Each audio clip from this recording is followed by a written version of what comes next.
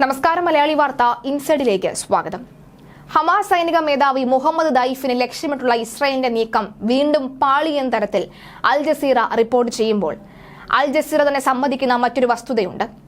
അതായത് ശനിയാഴ്ച ഇസ്രായേൽ അവിടെ ഹമാസിന്റെ തലവന്മാർ ഉണ്ട് എന്ന വസ്തുത തിരിച്ചറിഞ്ഞുകൊണ്ട് ആക്രമണം നടത്തി എന്നതുകൂടി ഇവർ തന്നെയാണ് കഴിഞ്ഞ ദിവസം പറഞ്ഞത്. തെറ്റായ ഊഹാപോഹങ്ങൾ കൊണ്ട് ആക്രമണം നടത്തി സാധാരണക്കാരെ കൊല്ലുക എന്നതാണ് ഇസ്രായേലിന്റെ ലക്ഷ്യമെന്ന്. ശനിയാഴ്ച ഖാൻ യൂണിസിൽ UN സുരക്ഷിത മേഖലയിൽ നടത്തിയ ആക്രമണത്തിൽ 90 ഫലസ്തീനുകളാണ് കൊല്ലപ്പെട്ടത്. ദൈഫ് അത്ഭുതകരമായാണ് രക്ഷപ്പെട്ടത് എന്നും അവർ തന്നെ വാർത്ത നൽകുന്നു. അപ്പോൾ ദൈഫ് അവിടെ ഉണ്ട്, IDFന്റെ ആ ഒരു നിഗമനം തെറ്റായിരുന്നില്ല എന്നത് വാസ്തവമാവുന്നു.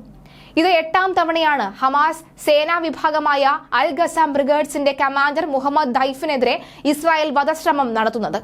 ദൈഫ് കൊല്ലപ്പെട്ടുവെന്ന് സ്ഥിരീകരിക്കാവുന്ന ഒരു വിവരവും ലഭിച്ചിട്ടില്ല എന്നാണ് ഇസ്രായേൽ പ്രധാനമന്ത്രി ബെഞ്ചമിൻ നെതന്യാഹുവും വ്യക്തമാക്കുന്നത്. ശനിയാഴ്ച തെക്കൻ ഗസയിലെ ഖാൻ യൂണിസിലെ അൽ മവാസി അഭയാർത്ഥി ക്യാമ്പിന് നേരെയായിരുന്നു ഇസ്രായേലിന്റെ വൻ വ്യോമാക്രമണം നടന്നത്. സംഭവത്തിൽ 90 പേർ കൊല്ലപ്പെടുകയും 300-ലേറെ പേർക്ക് പരിക്കേൽക്കുകയും ചെയ്തിട്ടുണ്ട്. UN സുരക്ഷിത മേഖലയായി അംഗീകരിച്ച ക്യാമ്പ് കൂടിയാണിത്. ആക്രമണം മുഹമ്മദ് ദൈഫിനെ ലക്ഷ്യമിട്ടുള്ളതായിരുന്നുവെന്നാണ് ഇസ്രായേലിന്റെ വാദം. എന്നാൽ ദൈഫിനെ ഒന്നും ചെയ്യാനായിട്ടില്ല എന്ന് ഹമാസ് തന്നെ പ്രതികരിക്കുന്നു. ഹമാസിന്റെ സൈനിക നടപടികൾക്കെല്ലാം ഇപ്പോഴും ദൈഫ് നേരിട്ട് മേൽനോട്ടം വഹിക്കുകയാണെന്നാണ് ഒരു ഹമാസ് വൃത്തം വാർത്താ ഏജൻസിയായ AFPയോട് വ്യക്തമാക്കിയത്. ദൈഫിനെ കൊലപ്പെടുത്തിയതാണ് എന്ന് സ്ഥിരീകരിക്കാവുന്ന വിവരങ്ങളൊന്നും ലഭിച്ചിട്ടില്ല എന്ന് നെതന്യാഹു അറിയിക്കുന്നു. ഗസ തുരങ്കങ്ങളുടെ സൂത്രധാരനാണ് ഇസ്രായേലിന്റെ ഉറക്കം കെടുത്തുന്ന ഈ ദൈഫ്. 1990കളിൽ ഖസാം ബ്രിഗേഡ്സ് എന്ന പേരിൽ ഹമാസ് സൈനിക വിഭാഗത്തിന് രൂപം നൽകുമ്പോൾ അതിന്റെ സ്ഥാപകരിൽ പ്രധാനിയായിരുന്നു മുഹമ്മദ് ദൈഫ്. 2002ലാണ് അദ്ദേഹം സേനാ കമാൻഡർ ആയി വരുന്നത്.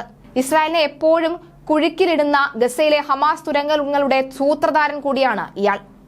1960കളുടെ തുടക്കത്തിൽ ഗസയിലെ ഹമാസ് തലവൻ യഹിയ സിൻവാറിനെ പോലെ ഖാൻ യൂണിസിലെ അഭയാർത്ഥി ക്യാമ്പിലാണ് ദൈഫും ജനിക്കുന്നത്. 80കളിൽ ഹമാസ് രൂപീകൃതമായതിന് പിന്നാലെ തന്നെ സംഘത്തോടൊപ്പം ചേരുന്നുണ്ട്. 1989ൽ ഫലസ്തീൻ വിമോചന പോരാട്ടമായ ഇൻതിഫാദിയയിൽ പങ്കാളിയായ ദൈഫിനെ ഇസ്രായേൽ പോലീസ് അറസ്റ്റ് ചെയ്ത് ജയിലിലടച്ചിരുന്നു. പിന്നീട് വർഷങ്ങൾക്ക് ശേഷം ജയിൽ മോചിതനാവുകയായിരുന്നു. പതിറ്റാണ്ടുകളായി ഇസ്രായേലിനെ ഉറക്കം കെടുത്തുന്ന ഹമാസ് നീക്കങ്ങളുടെ തലച്ചോറായ ദൈഫ് എന്നും ഇസ്രായേലിന്റെ നോട്ടപ്പുള്ളിയാണ്.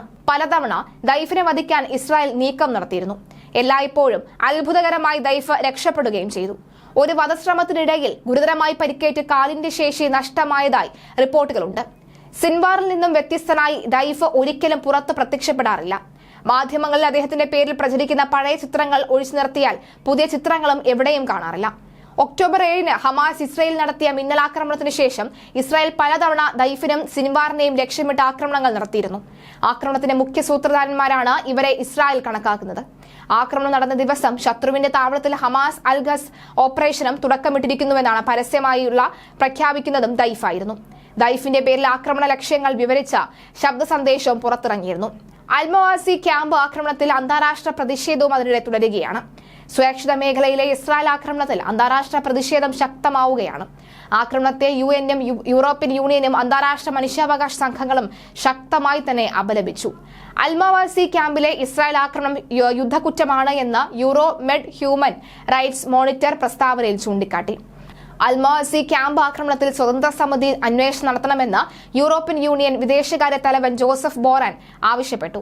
ഗസയിലെ നിരപരാധികൾക്കെതിരെ നടക്കുന്ന ആക്രമണങ്ങൾ അവസാനിപ്പിക്കണമെന്നും അദ്ദേഹം ആവശ്യപ്പെട്ടു. ആക്രമണത്തിൽ ഓർഗനൈസേഷൻ ഓഫ് ഇസ്ലാമിക് കോർപ്പറേഷനും ശക്തമായ അപലപിക്കുകയുണ്ടായി. അന്താരാഷ്ട്ര കോടതിയുടെ ഉത്തരവ് ലംഘിച്ചാണ് ഇസ്രായേൽ ആക്രമണം തുടരുന്നത് എന്ന് OIC പ്രസ്താവനയും ചൂണ്ടിക്കാട്ടി. ഹീനമായ ആക്രമണമാണ് ഇസ്രായേൽ നടത്തിയത് എന്ന് മലേഷ്യ വിമർശിക്കുകയുണ്ടായി. അന്താരാഷ്ട്ര നിയമങ്ങൾ ലംഘിച്ചാണ് ഇസ്രായേൽ അപകടകരമായ ആക്രമണം തുടരുന്നത് എന്ന് ഇറാഖി സർക്കാർ വക്താവ് പ്രതികരിച്ചു.